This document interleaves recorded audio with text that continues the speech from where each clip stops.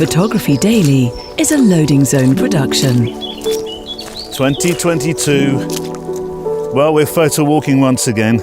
Welcome along to our new members. The only program or podcast like it where you and I make some pictures together as we walk, and I delve into the mailbag to understand what photography or just making pictures means to you. Whether you choose an iPhone to make quick pictures on the move, or a wet plate setup where you slow right down, do some magical alchemy, coat the plates, focus, shoot, then develop the plate. Actually, there's a brilliant film which I will share with you. It's just a shade over 1 minute long, made by the Australian Museum. I'll show it on the show page today, which shows you this amazing process in a much shortened, to the point way. Far better than I can. We didn't really do a big New Year. Partly because this pandemic at the moment, around Christmas time, sort of left us unable to make plans, radical plans anyway. My brother-in-law did come over though. He came over with his cocktail setup and left me with heartburn for about 4 or 5 days. I was asleep with Barney, the Photowalk dog, in waiting as we both hid from the loudest fireworks known to humanity that our neighbours had somehow gotten hold of. And then we played games of forfeits where Grandad had to skip around the garden declaring he believed in fairies. Not really knows what the next door neighbours thought of us, which out of context it sounds a little strange until you read what other things they do on New Year's Eve. In Latin America, you leave your house carrying an empty suitcase. You go on a stroll around the neighbourhood, which is supposed to make sure the year ahead will be filled with travel and adventure. It must look quite odd though, mustn't it, to see people just walking around with an empty suitcase. Are you okay? Yeah, I'm just taking the suitcase for a walk. Oh, fair enough. In Denmark land, we have a fair few incredible Danish photographers who listen to this show. In Denmark land, so you can put me right if I'm wrong, as the clock strikes midnight, it's tradition to stand on a chair and jump down onto the floor. By spending the last moments of the year with your feet off the ground, it's thought that you can jump into the new year fresh, leaving any negativity and bad vibes in the year that's just elapsed. I've never heard of that before, but it sounds very plausible. And they also like, apparently, to hurl plates at friends' front doors that they've saved up all year in a kind of "we love you, mate" kind of way. I'm not quite sure how I would feel about my neighbours if they hurled plates at my front door. But the strangest I found was from Armenia, where you write your wishes on a piece of paper, set light to them, turn them as close as you can to ash, mix them in with your drink, and then knock it back as the clock strikes midnight. So with the loud bangs and whizzes of New Year still haunting Photowalk pup Barney, who can't walk far enough yet to be on these walks, my first guest of the year, who is on the show today, is Adrian Villa, a Spanish photographer who doesn't believe in staying still. No permanent home. He makes the most wonderful, quiet, truly passionate YouTube films about making pictures in the wilds after escaping 30 years in the IT industry, which may have paid well. But it was a very narrow vision of the world. I was not exposing myself to what was outside. So it was the camera, it was the photography, what pushed me a little bit to go outside. And then is when I found all the beautiful things that I had not seen before. Stories of life told by photographers, and today I'm delighted to have Adrian on the show with your letters and other former guests to inspire you in your picture making, wherever you are in the world. Words and stories from John Swinnell today, completely disregarding the apparent etiquette to be observed when photographing a Prime Minister. A Spielberg quiz set by renowned fine art photographer David Yarrow. And a little more Tucker talking on what being introverted means to us as photographers. I'll tell you about today's lettered topics in a moment. First though, lend me a moment so I can share something about those who support this photo walk. My friends at mpb.com are very precious to this show. They were in 21 and they are equally so in 22. They're the #1 platform in the UK, the US and Europe, with bases in Brighton and Brooklyn and Berlin when it comes to buying, trading or selling quality used camera kit online. They help photographers like you and me to tell our unique stories by giving us a safe place to buy and trade and sell the kit that we need, and in doing so, we become a part of the sustainable circular economy. Buy used, spend less, and get more by going to mpb.com. And I'm actually, at the moment, changing my sound setup for recording how this show is made and my films. And I'm in the process of selling some of my used sound kit through them, which I've kept in excellent nick through the years. I'll share more of that story in the coming weeks. And our patrons too, they're so precious with their generous and thoughtful help to keep the show ticking. And we'll talk a little more about them in a while. Today, your letters. We'll be talking about fog, mist and horror. Well, a bit of horror. Photographing methane bubbles. Photography is the perfect hobby. Since it's the start of a year, I have a story from a 365er who's been posting every day since February, wait for it, 2008. A woodland app that you should have on your phone, if woodland walking is how you listen to this show, and a photo project that was born from an unbelievable sign held aloft when COVID was at its initial peak that read, "Sacrifice the Weak." It's all on the show. Shall we walk then? Coffee and Garibaldi's packed? Check. Boots on and laced? Check. Warm walking pants? Check. Spare batteries? Definitely check. Film and cards? Check. Earbuds in? Check. Lens caps off? Let's walk. It's quite a brisk wind today. We've had a really mild end of the year, setting all kinds of records. But today is for 3 or 4 degrees, which I know is not freezing, but you can definitely feel a difference. Let me get the first couple of frames of this Photowalk for me anyway. 160th, f4, ISO 160. There we go. The path ahead of me. All right. Over Christmas and the New Year, I've been catching up with a few fave films, and I'm not talking Wizard of Oz and Born Free, which were the staples once upon a time at Christmas. I'm talking about the late night psychological stuff. I do like a horror film, which you might find surprising. Neil, that doesn't sound like you at all. Oh, I describe it in an odd fashion. It's a bit like going out for a really good curry at an excellent restaurant where they know how to make curry, where you go for the thing on the menu where it challenges you and you think, I've got to get through this. That's what a really good horror film feels like to me. Neil, that does sound odd. I know. Bear with me, though. Well, I do like a horror, which, some of the classics are just fine examples of cinematography. And that's perhaps why I like them. The storytelling, as long as it's not too gratuitous. Some of the later films were just gratuitous. They weren't necessarily clever. They didn't leave you hanging or thinking, what's going to happen? Who's round the corner? It just turned gratuitous. I mean, I like the unfilled suggestion that you sometimes find in, I suppose, negative space within a photograph. It's what you don't see that's as interesting or frightening as what you do. And I guess, it's not a horror film, but there's horrible moments of it. That's a bit like Jaws, isn't it? You don't see the protagonist, but you know that it's there. But The Shining, for me, that is Kubrick pulling the strings of everyone sat in a theatre from the first few moments right to the last. Shining fact for you. Here's Johnny. The line, as Jack smashes through the door with an axe. He wasn't supposed to say that at all. It wasn't actually in the script. He ad-libbed it from the Johnny Carson television show. And the idea, he says, came from absolutely nowhere, which is probably one of the most remembered moments of the film, isn't it? Which leaves you wondering, who needs a script? You do. Thank you, Carl. But the scene at the end, where the mist swallows up the set as Jack Nicholson is swallowed in the maze. As much as I'd like to photograph in mist myself, I always think of that particular scene. Mist makes for the most extraordinary pictures, and the few times that I've done it, I am left a bit haunted.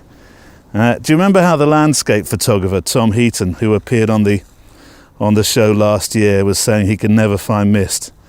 That if he could, he'd like some kind of mist or fog machine, because it never seems to naturally present itself for him. Well, I tell you what, he needs to spend more time with my guest today, Adrian Villa, who talks of his love for fog later on, or indeed Kelly Mitchell, who sent in a letter with some super misty pictures, which you'll find on the show page. I've picked my favourite 4, and if you're a regular listener to the show, you'll know my desire to make here we go, mysterious, pun intended, photo walk.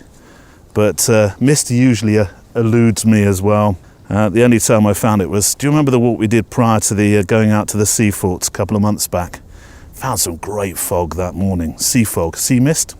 Anyway, from Kelly, a few misty pictures for you, she says. I'll have another round of them beginning of February.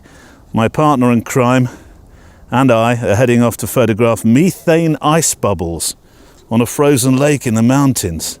And I'm hoping that it'll warm up because he was up there Monday past and it was only minus 39. There's me saying 3 or 4 degrees feels cold. Minus 39. Whew, that's unreasonably cold, isn't it? I'm not sure anything works on the end of my arms at minus 39. But just in case and I can hear you thinking, I'm sure, saying, Neil, what is a methane bubble? Well, methane bubbles, I had to look this up, are formed in water when dead organic materials such as creatures or leaves sink to the bottom of a lake, which are then decomposed by bacteria, and the bacteria then produces the methane, which forms bubbles that rise to the surface. And I know you have a follow-up question to that because I can see your lips moving. Isn't it dangerous to stand on top of a methane bubble on a frozen lake photographing it? Well, yes, I suppose, if the ice were to crack. But equally, I read that what's dangerous about these wobbly spots is that they could burst if enough pressure is applied, and bursting a bubble means trouble for climate change, methane being twice as potent as carbon dioxide in warming the Earth's atmosphere. There we go. Lesson done for the day. Methane bubbles. See, it's an education, this show, if nothing else. Anyways, back to our Kelly. She writes, these misty pictures were at the beginning of fall here in Alberta land. Most of the fields had already been harvested, making for an interesting landscape. A good friend and I were off early in the morning for a workshop adventure in Hannah, but we left a little earlier just in case we came across something good, which we did. About half an hour into the trip, we came across these scenes. Fields full of mist, and between the mist, the trees and the sun, well, it made for perfect photographs. It didn't last very long, but it was magical. It was. And I'm going to use your pictures on the show page today so you can see exactly what these misty images looked like. And I'm waiting for your super cold ones in February. My hands are feeling cold for you. I'm not sure. Minus 39. Whew. Will your camera operate minus 39? Really? Well, look, you tread easy, please, on the ice above those methane bubbles, which from the pictures I saw look, well, the ones that I saw when I was finding out what they were, look truly amazing. Trying to describe them is hard because they come in all sorts of shapes and sizes. But think of those piles of stones that you make on the beach sometimes. They can look a little bit like that, only you're looking down on them beneath the ice. They're amazing pictures though. So I'm very much looking forward to seeing those, Kelly. So inspiration. Well, if you're new to these parts, here's a welcome and a slight roadmap to what we do. Is that the right expression? Between the letters. I play in some inspiration or stories from photographers who've appeared on the show at some stage in the past. And we're starting the year with the photographer John Swanell, who is a photographer to the Royals at many of their private events, actually. I remember interviewing him. I've been making a film with him, actually, for I think it's about the last, is it 5 or 6 years? We probably would have had it done had it not been for the pandemic. But he was a former Bailey associate, worked for people like Vogue and Tatler. If you were famous, there was a good chance John Swanell had photographed you. And here's a little gem where he talks about photographing somebody who was known to be very tricky as a sitter, Margaret Thatcher. The day John visited with his camera, he hadn't actually read the script about not stepping too far outside the norm of what is expected. So I went in and I looked at this wonderful room. It was a really nice room, and there was a desk and there was a big window behind it, and it was bomb-proof because of the IRA. She wasn't in office anymore. They kept this bomb-proof window, and there was a table and it had a leather top on it, and it had loads of things on it, pictures of her kids, and there was a bust of Churchill and a computer and loads of bits and pieces. And I thought I'd photograph her sitting on the desk with the light behind her.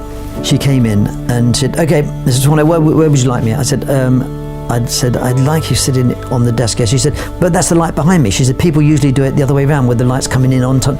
And I said, "Well, that's great, isn't it? Because if they did it that way, everybody does it that way. I'd like maybe to do it differently. It would be better if I did it this way, don't you think? You know, you don't want to do the same thing every time, do you?" She said, she flustered a bit. "Well, no, okay.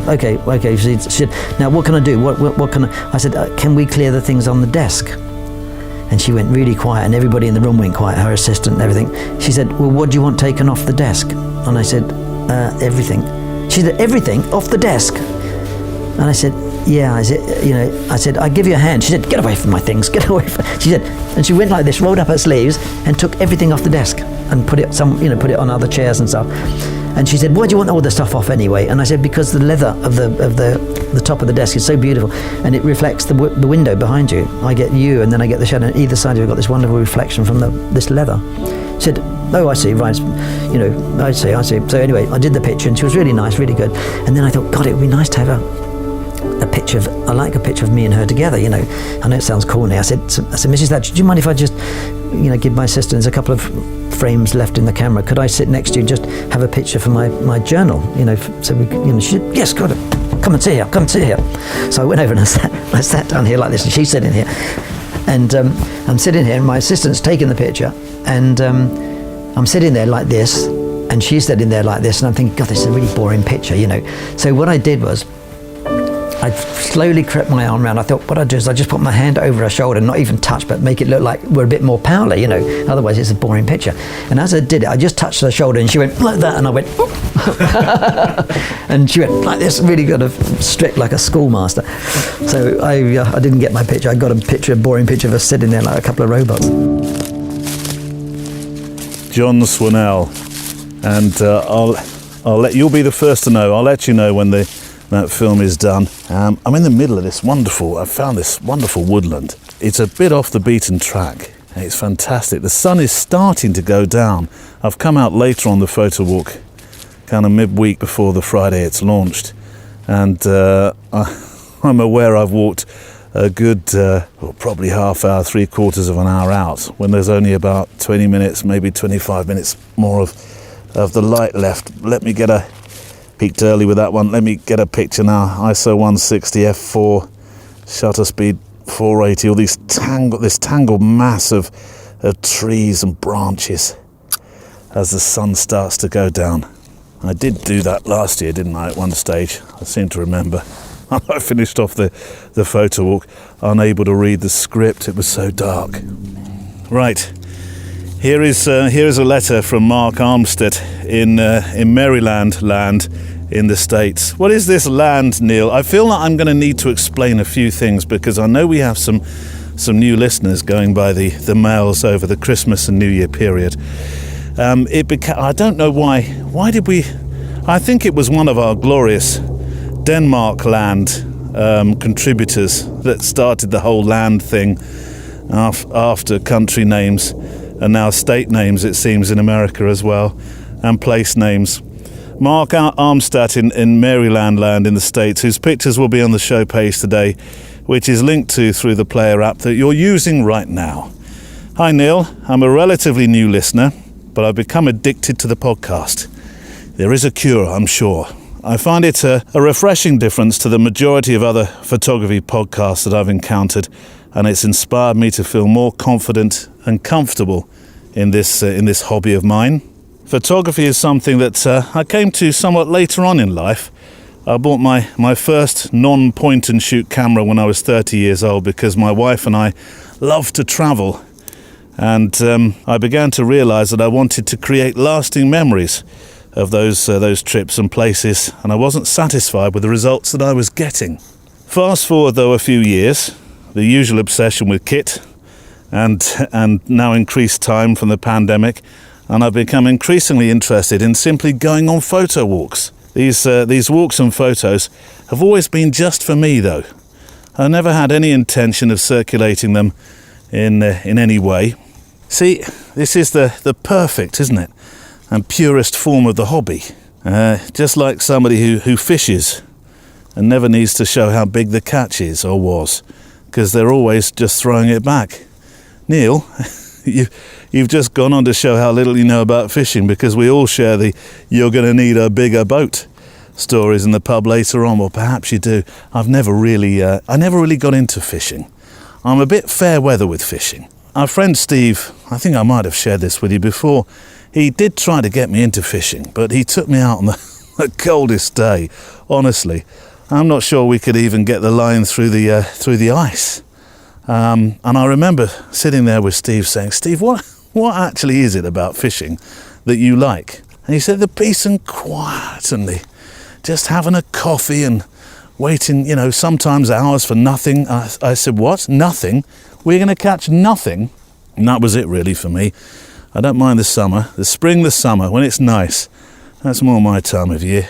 Anyway, Mark says, I occasionally post one on social or Flickr, but I generally have little or no desire to share them with the world. I enjoy the walks because it makes me look at the world in a different way, to find beauty in the little things that I've no doubt seen hundreds of times but never really appreciated. In other words, it helps me to find wonder in the ordinary, if you can call anything ordinary, he says. Like many people, I have to work, so yesterday was the first time that I've been able to go on a real photo walk while listening to the podcast. My wife had an event in Richmond, Virginia, that was near a trail, and I thought it might make an interesting place for a photo walk. I was very excited to follow the preparation checklist, sadly missing the tea and baldies, and set off on foot with you for a change. And I was surprised by how quickly the time seemed to pass as I followed my feet, and the wonderful interviews that always seem to find the right balance of being informative and inspiring. Blimey, Mark, I'm going to hire you as the new press officer. Luckily, I also had the More podcast to get me through my entire walk, as I wasn't paying attention to time. Below are a few results of that walk. They're nothing special. Oh, don't start that. And a far cry from those posted regularly in the 365 feature, but I felt inspired enough to share for once, thanks to the efforts you put into creating the podcast. Well, Mark, very, very kind words, and as much as I'm trying to be British and edit your wonderful testimonial, I think the shining, if I can use that word again, the shining sentence that comes out of this is to find beauty in the little things that I've no doubt seen hundreds of times but never really appreciated. Which in a roundabout way, Mark, reminded me of something I saw in the Photographer's Playbook, this suggestion of, when you drive somewhere, stop the car just past a park or a part of the neighbourhood that you drive often through and sort of take a cursory glance at, but don't really notice too much about, and then go back and walk it at, if you like, 1 mile an hour on your feet instead, and notice the extraordinary in the ordinary, which I thought was a really good idea.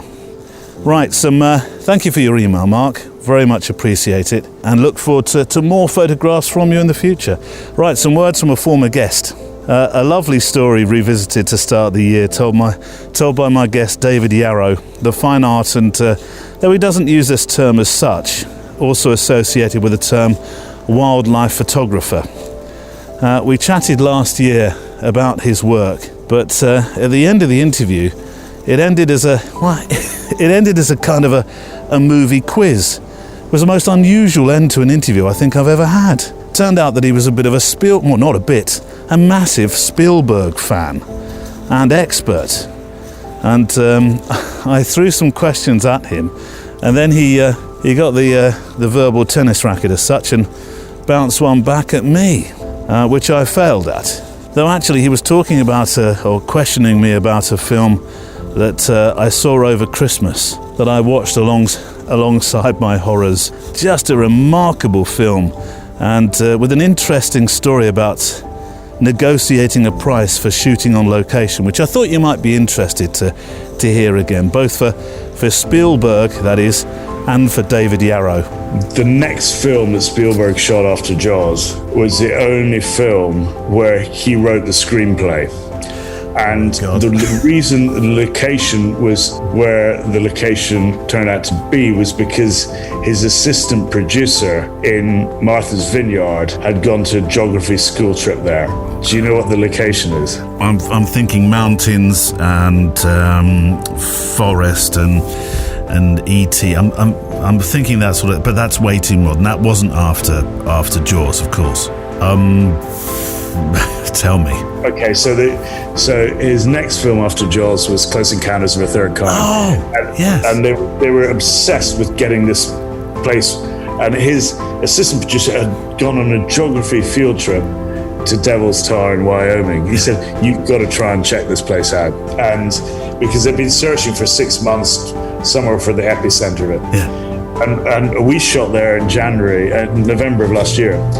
Spielberg, when he wanted to obviously rent the whole area around it, so he paid the family way back in 1975 $40,000. I went negotiated with the same family to take but they're still the same people. Yeah. I got away with 4,000, but my concept was slightly less expensive than Spielberg. Squelch, squelch, squelch, squelch, squelch. I'm coming up on is it really interesting? In the middle of the woods here, an old, it looks like a public convenience, it can't be. I think it's somewhere those that are on pheasant hunts perhaps just hang out. It's an old corrugated hut. I'll make a picture of it. It's not a very interesting picture, Neil. Yeah, but it's just a corrugated hut in the middle of nowhere. I don't know, there may be something in it. Oh, there is something in it. A squirrel. That gave me a shock. Let's get a picture. Hello, Mr. Squirrel. A grey. We only have grey squirrels, so you can get red squirrels only in 2 places in the UK. You can get them in, now I could be wrong with this, but I'm pretty sure the Isle of Wight is one place, and the other is in parts of Scotland. But the grey squirrel, there you go, 200th shutter speed f4. The wind's getting up, you can probably hear it in the trees. ISO 160. It's getting a bit darker still again. Getting spooked by squirrels. Now you know I have been watching too many horrors. But yeah, the greys came over really and decimated the red population of squirrels in the UK. So if you see a red these days, it's very, very unusual indeed. Anyway, David Yarrow a moment ago from episode 203. I'll link to it in the show notes. Right, first guest of the year in a moment, a photographer who is just as passionate about taking to the road, taking a walk and making pictures as you and I are. But before we do, sincere thank you to those who are patrons on this show, or to this show. I made a film a few years ago called You Did This, which was all about my family, but in many respects I can attach those 3 words to the kindly people who support this show through donating the price of a high street coffee or roll of film each month to keep the show here. So thank you. In 2021 we had a patron of the week where I thanked one of our supporters, and I'll continue to do that, though I think I'm going to tweak it slightly so that we can thank a few more of you as the numbers grow. So this week, hello, and a heartfelt thank you to, first of all, John Dorset, whose Instagram is @JPD_photographs. I'll link to the Insta account on the show page. Was particularly drawn to your Mancunian look up in the air picture. Early morning sunshine reflecting off a couple of new high-rise buildings springing up in Manchester, he wrote. To me they look like buildings in a graphic novel. And they do, John, they do. And also to patron Steve Brand, who's a very loyal supporter, been here since day dot. His 365 has started up for another year, and I'll link to that on the show page. I'm a real sucker for 365s, as you know, and I think it's a bit like being able to look through somebody's. Well, if they're done well, it's a bit like looking through somebody's personal diary, pictorially, of course. And talking of 365s, here is a letter from Richard Hunt Smith. Hello, Neil. I discovered the Fujicast and subsequently the Photography Daily podcast only a few months back, and I do enjoy them both, which is good to hear. I was fascinated to learn about the Community 365 project as I started my own back in February 2008. That's a while back, and basically never ever stopped. I celebrated my 5,000th successive day of creating and uploading a photograph every day at the end of October. And as inspiration for listeners, I used the website /community Blip Photo, BLIP Photo, FOTO.com to share my images. Blip Photo, he says, has evolved over the years and is now owned by its community and run entirely by volunteers. I've been a volunteer marketing ambassador for the site for 2 years and wonder if your members would benefit from being able to use Blip Photo for their projects. Photographers can join for free, but for £36 a year you get a few more bells and whistles, mainly stats and being able to option favourite other people's images. But the main purpose of the subscription is to keep the site running. If I were to think of one thing that sets Blip Photo apart from the mainstream photo sharing sites, is that we have, and I like this, a very strict be excellent policy. A be excellent policy, which means that we're all nice to each other without exception. Not everyone on the site is a great photographer by any means, but all they need is a love of photography and hopefully a long-term desire to create and upload a single photo every day for as long as they wish. As part of my volunteer marketing role, I managed to get an article in the paper about my anniversary, and I've got that article actually. It was in the Scotsman, so a great place to have an article, and I'll link to that in on the show page today. And if you are a member of Blip, and I hear you call yourself Blippers, but if you fancy starting a 365 this year, I'll also link to Blip so you can go and see what other people are doing, maybe ask some questions, and then perhaps start one yourself.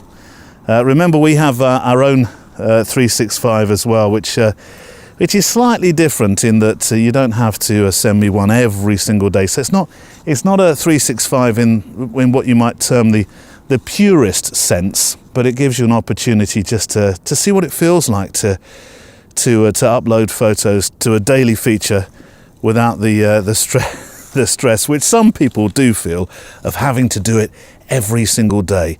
It gives you, it's kind of that's why we call it the Community 365. It's a chance to join with other like-minded souls and show where you are in the world and what's happening. But I'd love to hear from those of you who are doing your own 365s this year. Send me, and we featured a few last year, but not many. And I think it's a fantastic feature, and I take my hat off to you if you do the 365, because it's a fair commitment to make sure you get a picture every single day. I know that it was Helen Fennell, wasn't it, that said that she makes a walk every single day now, a commute walk, which means that she's using her camera more than she ever did. We featured one of Helen's pictures recently on the 365. But I would love to hear from those of you who are doing your own 365 projects this year. Send me an email to studio@photographydaily.show so that I can keep a tab on what you're doing. And it might be quite a nice idea to sometimes feature your 365 on our Community 365, and we can swap some links backwards and forwards. Right, this week's guest. Now, I heard of Adrian Villa a while back, to be fair, and I've had a couple of nudges from those who listen to talk with him. He's a Spanish-American photographer. I said Spanish at the start, didn't I? Spanish-American. Fairly new to photography in some respects, because for 3 decades he'd been working in IT, and the gloss rather wore off, and he found his creative feet, quite literally, and started walking with his camera. And now he's full-time, semi-nomad, minimalist photographer, creating black and white images. That's the description on his YouTube channel, which is steadily growing. It's a sort of calm in the storm of channels that shout at you. And I've linked to his 2021 thank you movie, for instance, on the show page, which is a cracking film. So I'm delighted to start this year with a calming influence. Someone who I know is just going to grow and grow in 2022. Adrian Villa from AOWS. Adrian, a photographer currently wandering the US and Europe with no permanent address. You make this sound very, very artisan, a bohemian, and your films, which we'll get to, show you as this wandering soul with a camera. Is that really your life? It is, isn't it? It is. It has been like that for a few years now, and I know I haven't gotten tired of it yet. It's changed a little bit in the last year and a half because of all the COVID stuff that is happening. So that wandering has to slow down a little bit. But yeah. I've been trying to explore and discover new places in the US and Europe, as you said, and it's been very interesting what I've been able to find with a camera, not only about those places, the people living there, but also about myself, like exposing myself to those new experiences. See, I wondered if you had become more of an explorer than a photographer. Yeah, maybe. And I like to think that I'm, as I said, I'm as much exploring the places that I visit as I'm exploring myself and what motivates me, what moves me. And in the process also, because thanks to photography, I've gotten to know many other people. So I'm also exploring that social part of what moves other people, what interests them. So it's been a very interesting experiment. But you're more a photographer of I was going to say landscapes, but you're not a landscape photographer, because I actually think there's a great deal of emotion in, which I'm not suggesting you can't find in landscape photography, but there's a lot of emotion in your pictures, in a different kind of way. Yeah, for me, it's very hard for me to describe what I'm trying to photograph, because I try to embrace photography every day, not only when I'm traveling. So I try to photograph when I wake up. It's not like I already have the camera in hand, but almost. I'm trying to always in the search of an image somewhere, because that gives me alive, like keeps me looking for something new in my day-to-day life. So the camera offers me that new vision, that new perspective to the world. It is true that sometimes I go to very stunning places and beautiful landscapes. I hike to mountain peaks or whatever. So those places are beautiful, but I also try to embrace photography on the way to those places and what happens after I go to those places, what happens before and in between. So I try to make my images anywhere. I don't really have a goal in mind, or I'm not really, as you said, just trying to photograph one specific place, but whatever takes me there and whatever happens afterwards. But it's interesting because you do, I know that you enjoy meeting people. People are very important to you, but they don't really feature in your photographs. No. So, yes, I do enjoy meeting people. I do enjoy knowing about them, hearing about them, and what they think and what they feel. But in those explorations that we talk about, they are mostly done by myself. I'm alone there. And that loneliness is something that I find very important for my photography and for my work, because it's in that kind of silence that I can hear myself, and the place or the location has to tell me if that makes any sense. Well, it does, because when I watch your videos, and we'll come to your YouTube channel in a moment, sometimes it's like watching a kid in a sweet shop. When it's all going right, it's almost like you've left the camera rolling, and then suddenly I'm seeing you dancing across a field in utter excitement. It's fantastic to watch. Yeah, and sometimes I feel like I'm holding back of the actual feelings, because it feels much stronger than what I might be showing in camera, because it really feels that way. It feels awesome when you go to a place and what you see there is much more than you were hoping for. And I don't know, it feels like magic. And like it's discovering the beauty that is out there that I'm very thankful to see and to explore thanks to photography. And it's a beauty that I didn't necessarily see before getting a camera and trying to explore. Well, I can tell that certainly within the videos. But what was life before then, before photography? I mean, I know you expressed Spain, and I do want to come to the when you departed for America, and you're back in Spain at the moment, not far from where your parents live.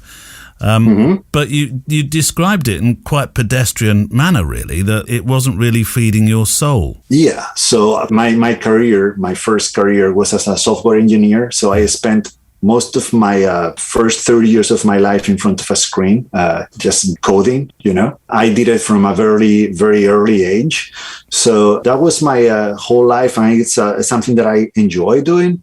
And it's something that in many ways it was creative too, because I was constructing and building things. Yeah. But it was a very narrow vision of the world. I was not exposing myself to what was outside. So it was the camera, it was the photography, what pushed me a little bit to go outside. And then is when I found all the beautiful things that I had not seen before. Like I'm trying to make up for all of those years that I spent at a desk in front of a screen.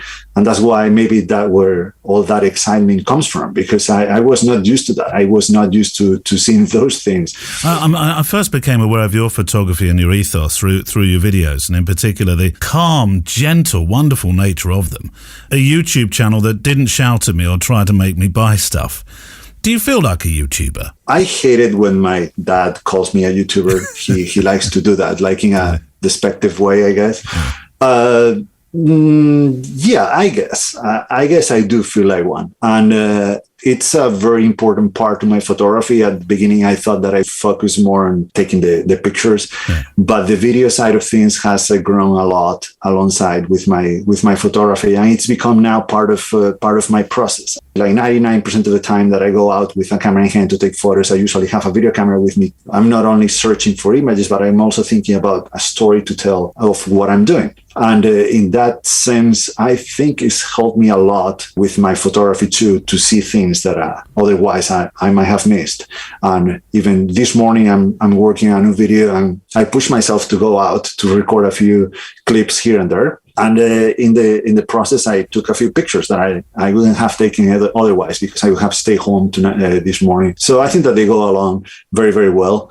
And yeah, if that's what a YouTuber is, then I'll take it, because I like it. I enjoy making videos. I enjoy making movies. Yeah, it's part of the creative process now for me. And those films are becoming ever more inventive, aren't they? The latest Don Quixote one had chapters. Yeah, so that one, it's like those... I don't usually travel that way. In this, the last video, I told the story of my trip to, for those who haven't seen it, to La Mancha to photograph some windmills there. Yeah. So I spent a whole week there.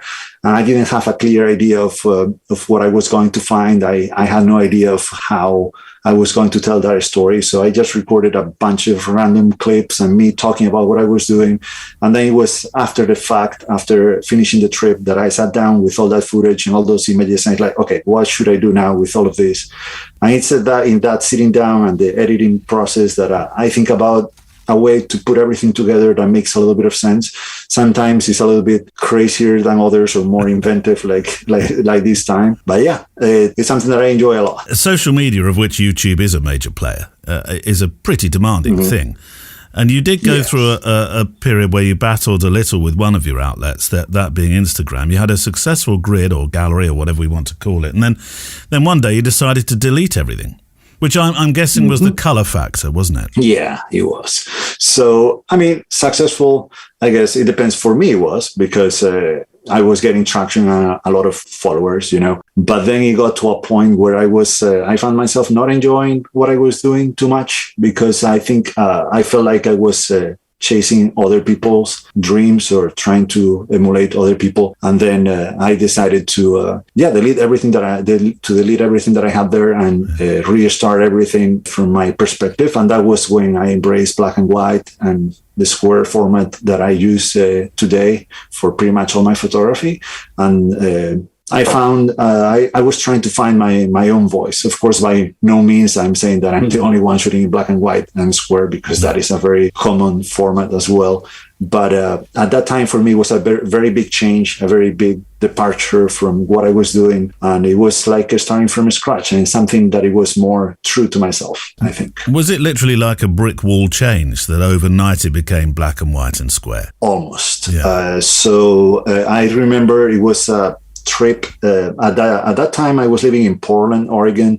I was a trip to a desert that is kind of nearby. Yeah. And I was very burnt out from all the photography that I had been doing until then. On that trip, I decided to go with just one Sony camera that I had and one lens, and just to enjoy the weekend with my wife and the dog there, just go for a few hikes. And I decided to switch the camera to black and white. And it was a very dual landscape and very dual day. It was gray. And I remember taking photos with that camera in black and white and enjoying the experience so much that it was the beginning of the change. Maybe I didn't decide to go full time or full on black and white at that moment, but it was the spark that it was the beginning of everything. It comes down to that little trip that I took that weekend where I experienced black and white for the first time, not converting photos to black and white, because I had done that before, like taking a color photo that doesn't really work that well in color. So I'm going to try it in black and white, but purposely shooting in black and white from the beginning. And that was life-changing when it comes to photography. Do you think you do now see in black and white? So I use mirrorless cameras, so I have both the screen, the viewfinder, everything's in black and white. So, but I hear some photographers say, I think I actually see in black and white. Yeah, that feeling was a little bit stronger when I used to shoot film, because I really had to see in black and white, because the camera didn't have that feature of previewing the image in black and white. But now that I can see in black and white in the camera, I think I rely more on the camera. But yes, it gets to the point where you can have a very good idea of what to expect when you point the camera at something. And I don't necessarily see in black and white, but I think I got much better at finding things that might work very well in black and white. I see how an object or an element is contrasting against something else, and I know that is going to work. The Bronica, the Rolleiflex that I know you've used, are they now packed away? Are you purely digital now? Kind of. They are back in the US. I didn't bring them with me this time to Europe. I loved using them back in the day, but I'm a little bit of an extremist, because I go 100% on something. So for a year and a half, I shot only film. It was an amazing experience, and I traveled across the US with not only my Bronica and the Rolleiflex, and I had hundreds of rolls of film with me in the car, and I had all the chemicals, the scanner, I had everything with me on road trips. So it was a great experience, and I learned a lot of things from that experience. But I think I've finally embraced the convenience of digital. I think it's made me a better photographer, because I can focus on actually observing the world and just trying to make images instead of worrying about things that film makes you worry about, because it's more complicated. I respect the film photographers a lot, because it is a lot of work, it is a lot of effort, it requires a lot of dedication.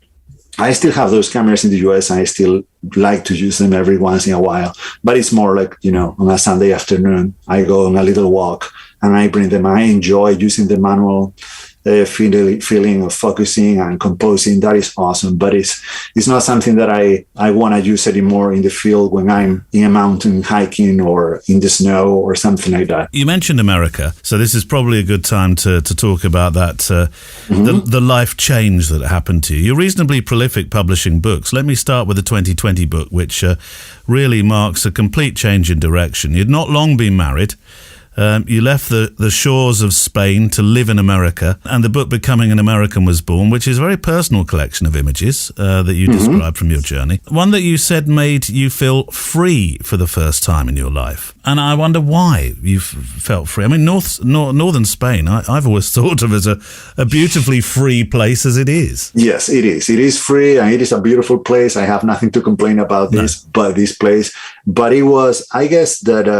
as I mentioned earlier, for the 35 first years of my life, I was a very predictable person. Everyone knew what I was supposed to be doing. I had a job, I had a house, a home, and I had a partner. Everything was, how it was supposed to be. And all of a sudden, I found myself with my wife in a place where I didn't know anyone. I didn't know the place. I didn't know the culture. I mean, yeah, you know America from TV shows and stuff like that. But once you are there and you have to make a life there, and you have to go to the grocery store every day, and everything is slightly different, and you have to make new friends and you have to make new connections. I felt like for the first time, I was kind of free to choose whoever I wanted to be. Like, for example, I could say, because it was at that time too, because I moved to Oregon, and it's a beautiful place. The landscapes there are stunning. So I started hiking a little bit more. So I started telling people, I like hiking. I like being a hiker. So people started to see me as someone who likes hiking. But if I told the same story back here to my family or my friends from here, like, no, you're not a hiker. You've never hiked in your life. So it was like, easier for me to, if you will, to sell a new me. Yeah. It was like starting from scratch again, the same way that my photography started when I switched to black and white, by switching to a new place, a new continent. I'm bringing no one with me but just my wife. It allowed me to be more free, in the sense that I was able to be whoever I wanted to be. And we all want a slice of that, don't we? Able to be who we want to be. And so often that's what I hear photography brings, really, from all your letters that you send in, and more from Adrian in a short while. I mentioned the patrons. The skill that we're so lucky to have in our Patreon membership. Really, when I look at the letters that I receive from the patrons, and pictures for 365s and other features that we have, and often their letters feature as part of the Photowalk as well. And today, if you're listening on the day of the formal day of release, I have a drop-in, a digital drop-in, as it were, where I'm talking for the day on Zoom to photographers who are patrons all around the world. And it's a half-hour chat that we're having, and I'm trying to squeeze in as many patrons as I can in the day, and I'm going to do some more across the month and in the coming months too, so that I can play out some of their words of inspiration, so you can hear from photographers who aren't necessarily what we might call household names. I'm being cautious here, because they certainly could be, including those that are the, as you would call them, air quotes, hobbyists, because the work is extraordinary. But I thought you might be interested to get some inspiration from our fine patrons too. Let's have some quick fire mails now. We'll start with a couple. Paul Whitbrett. Neil, I'm catching up on a few weeks' backlog of the podcast, so I don't know if it's been followed up, but you mentioned wanting a tree guide. As someone who's also weak in the art of tree identification, can I recommend the free Woodland Trust Tree app? You most certainly can.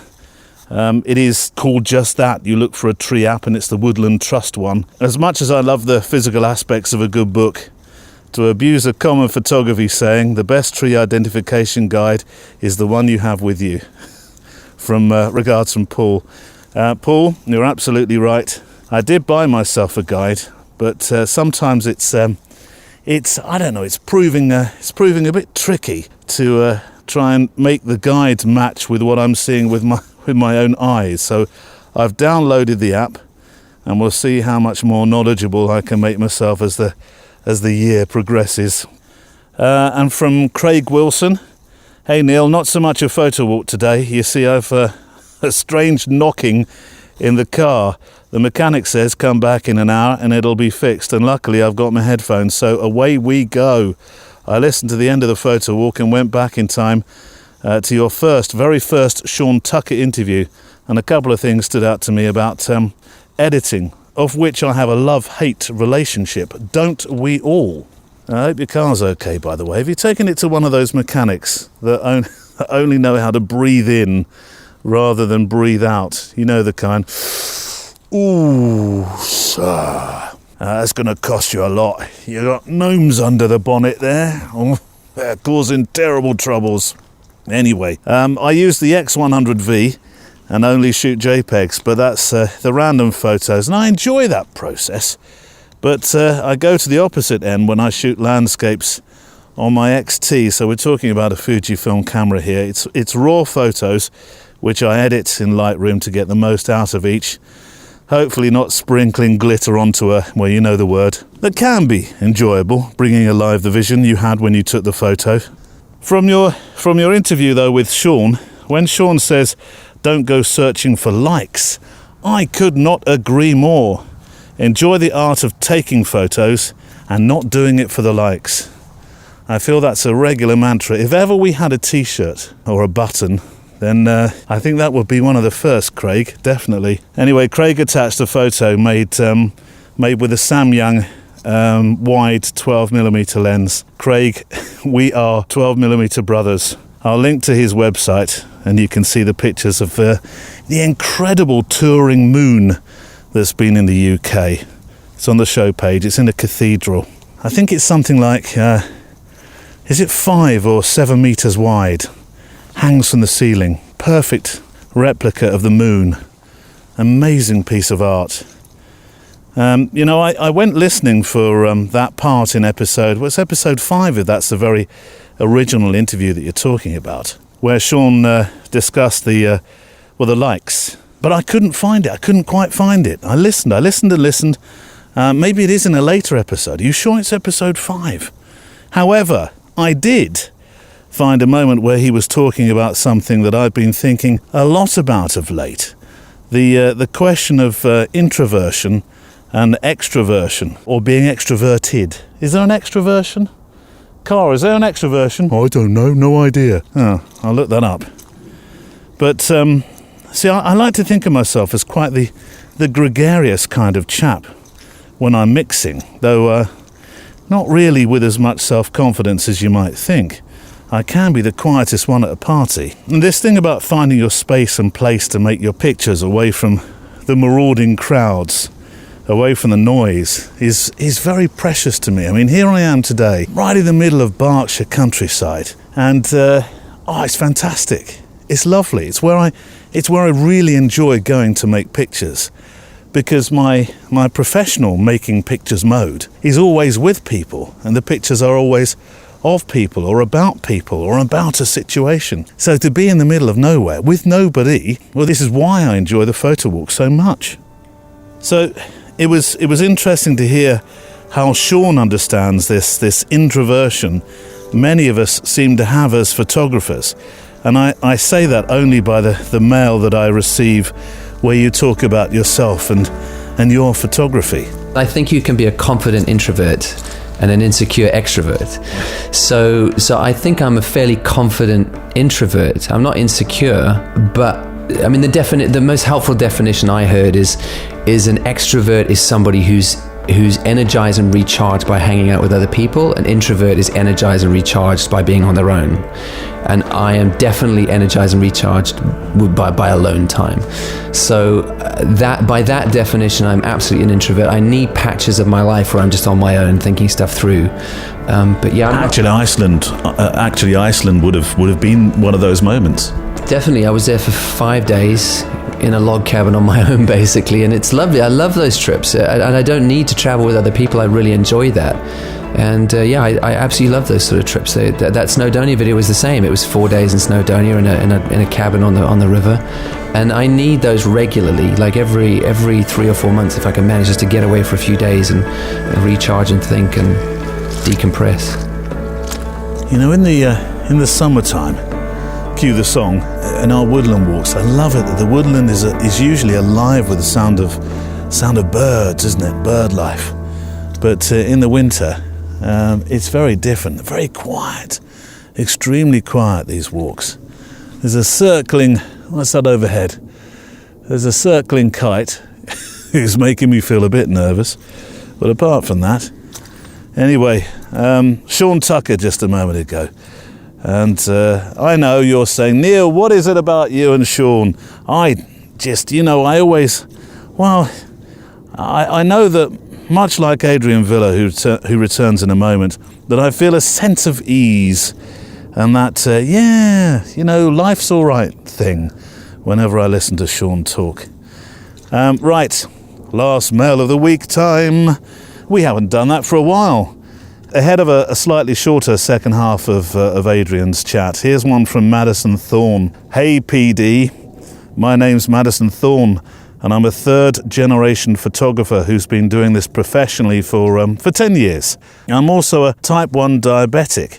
And you might be thinking, where's the relevance? Well, during a protest in 2020, writes Madison, where people demanded businesses reopen, a woman held a sign that said, "Sacrifice the weak," WEAK, just in case you were wondering, referring to the high risk, those with underlying medical conditions most likely to be taken by COVID.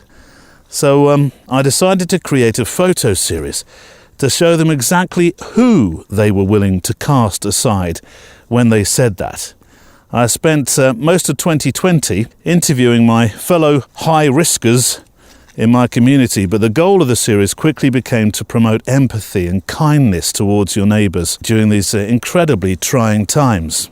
There are so many fascinating aspects to shooting a series like this photographically, working with strangers quickly and efficiently, doing it safely, of course, during a pandemic, creating art out of such a horrendous event, and using your art to inspire hope and change.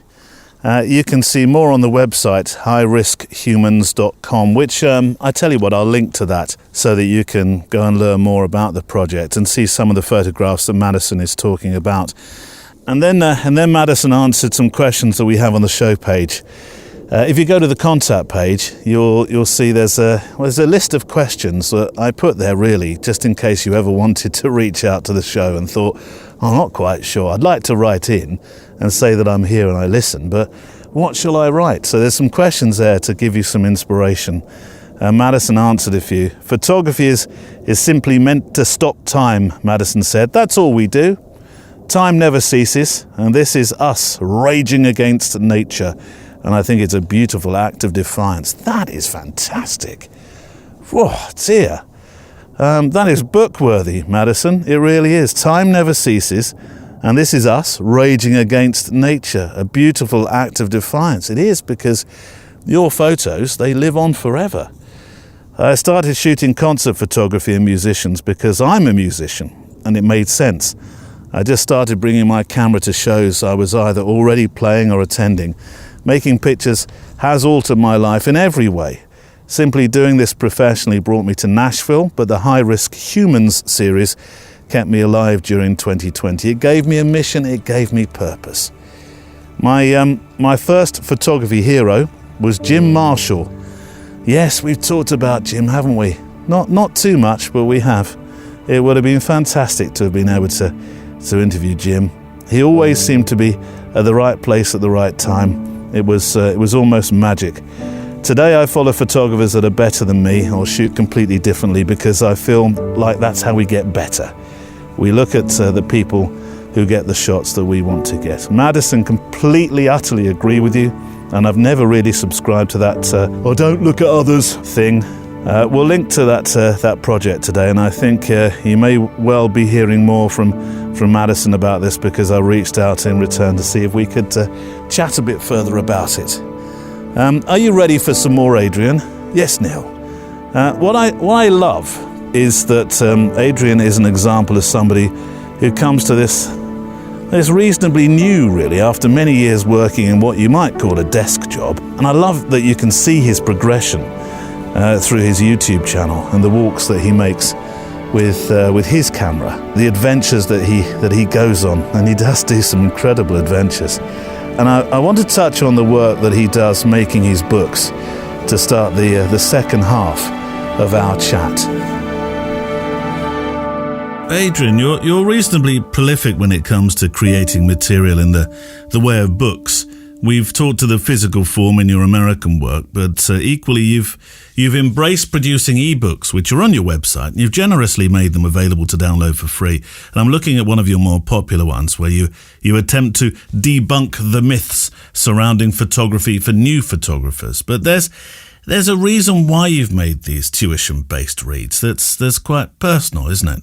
I just wanted to give you really quick more background about myself, because I have no education whatsoever in photography. I didn't go to photography school or anything like that. So I'm self-taught. Everything that I know about photography is because I was learning it in the field, or because of other material that I'm through other YouTube videos, or maybe blogs or podcasts or that kind of stuff. So I'm not really sure what they do teach in photography school, but I am used to hearing and listening and reading things that I see online. And there are, some popular beliefs that maybe are not that true, and they can be harmful to new photographers. And one that I was thinking about this morning, because I'm trying out like a new manual lens. All my lenses are autofocus. So for the first time in a long time since I shot film, I'm shooting now like a manual focusing lens on my digital camera. And I was thinking how many people think that shooting manual, that it produces better results, shooting manual than automatic. And that might be true, but it has a lot of nuances. And I think that that headline could be dangerous to people who are just getting started. And my reasoning behind this is because I think another popular belief is to say that slowing down is good for your photography. And I do agree that when you are in front of a scene and you work it from every angle and you try to find the right composition, the right relationship between everything in your frame, that is something that is very good, and you should definitely slow down for that. But when it comes to dealing with the camera and adjusting the settings and all of that kind of stuff, maybe that slowing down is not as good for you as some people might believe, because I found myself, for example, this morning, not fighting, but having to make sure that I was focusing properly with that manual lens.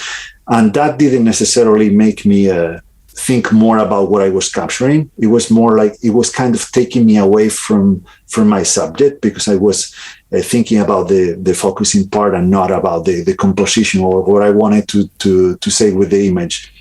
On the other hand, I can see how that can be more engaging or make the whole process more engaging. As I mentioned before, I do like to go out with my film cameras and use all manual stuff, because in a sense, it feels a little bit more like a more handmade thing, like photography. So I think that is a myth that can be harmful to people, to believe that just because you are using some kind of automatic mode in your camera, that your images are not going to be as good because of that. Well, there's a beautiful quietness to your imagery. There's no doubt about that. I feel a real sense of calm. I would imagine that's purposeful. That's what you're looking for in your images, isn't it? Yeah. And that comes back to liking to be alone with the landscape and the loneliness that I feel there.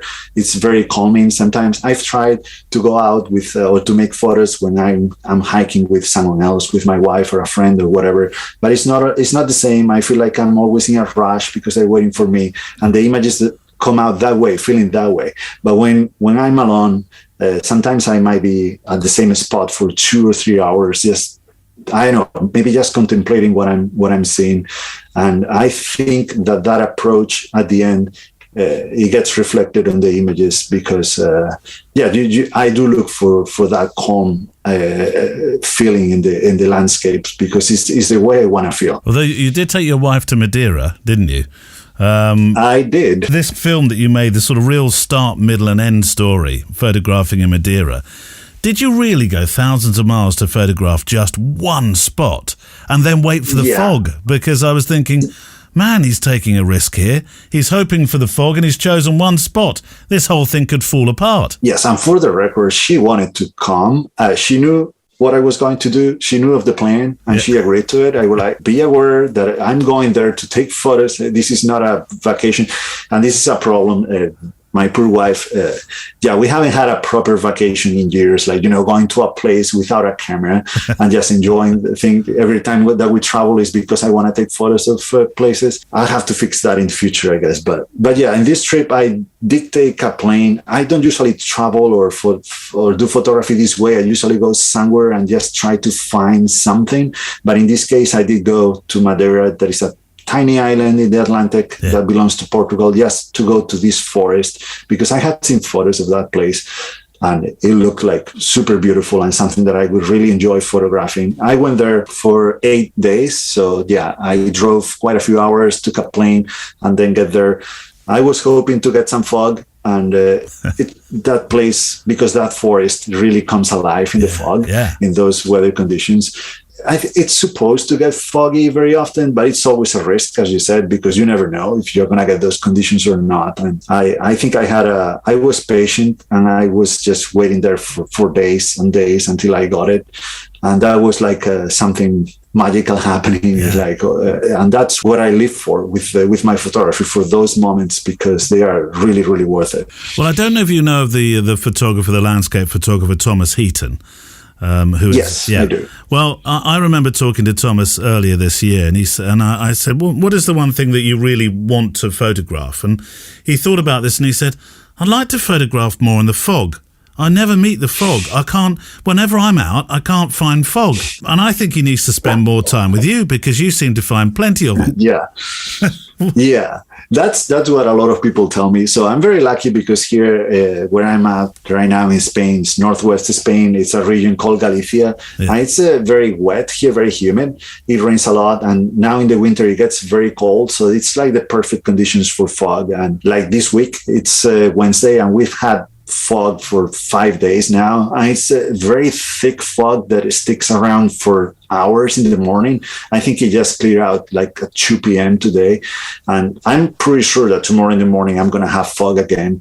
So I'm very lucky to have those conditions, because even in a place like this that you wouldn't consider like a place worth photographing whatsoever, when you have that fog, everything is so magical and so different, because you can find images everywhere. And then in places like Madeira, it's like I just traveled there because I know that place is gonna get fog at some point. It's always a risk, but I'm gonna get it. But sometimes it's just luck. Like in my last trip to La Mancha to photograph the windmills, I got fog there. I have no idea how often that happens. I don't know if that's something that really happens there. But I like to think, I don't want to give myself too much credit, but I like to think it's because I'm out there seriously almost every single day. And that's something that maybe many people are not getting from my videos, or they are missing from my videos. Like, for example, my last video from La Mancha is 20 minutes long, but if you watch it, it might look like it was made in 1 or 2 days. Going out, but it was a whole week. And then I mixed footage from 7 different days in just one.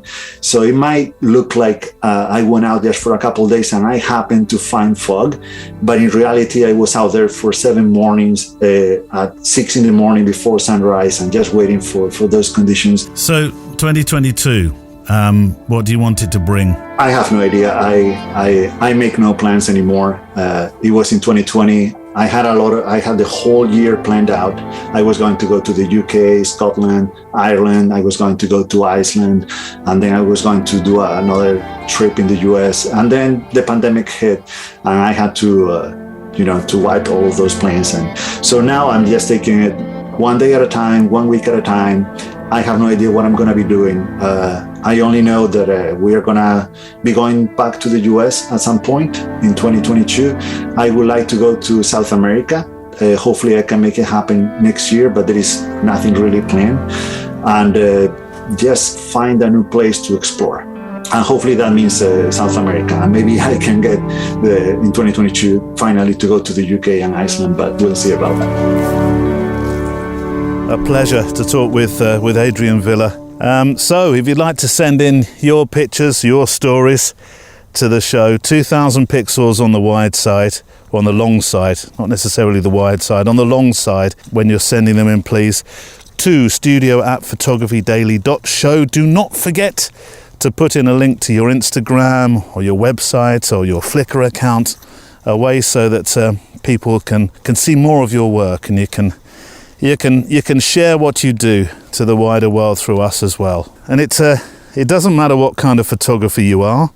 I'm very keen to hear from those who are simply starting out, that may have purchased their first, in inverted commas, a real camera. Those of you who are professionals, who no doubt have much wisdom to share. It's fantastic when I receive emails from those that have been doing this for more years than me, with you sharing your wisdom, what you've seen, what you've done, and particularly the stories. That's what I absolutely adore, the stories that you send in. Some of the stories are quite unexpected. So please have a think about that and send one in perhaps over the weekend. Right, we need a play-out song, something that we can keep walking with for a few more moments as we make the final pictures of our walk together.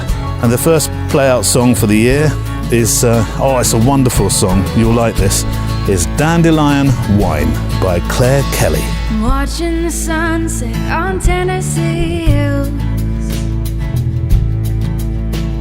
I wish I could capture it, I never will. 'Cause I'm not a painter, can't stay in the lines. Just sitting here sipping on dandelion wine. But I don't feel a thing.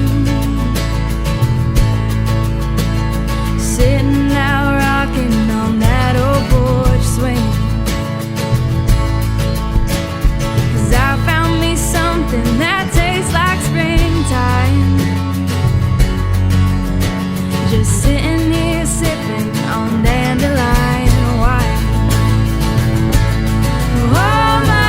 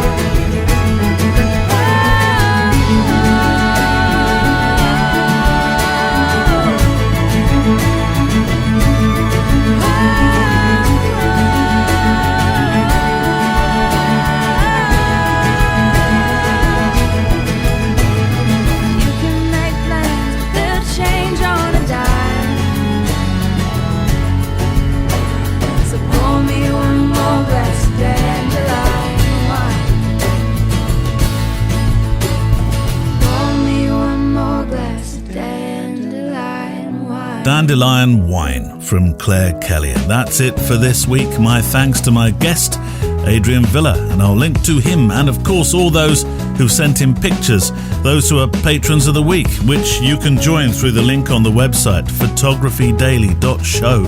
And for those wonderful supporters who are, tomorrow, Well, we're going to be hearing some inspiration from the first digital drop-in. Plus, my picture on a page is from Jim Mortram's Hometown Stories, as I muse, why aren't we all making local picture stories?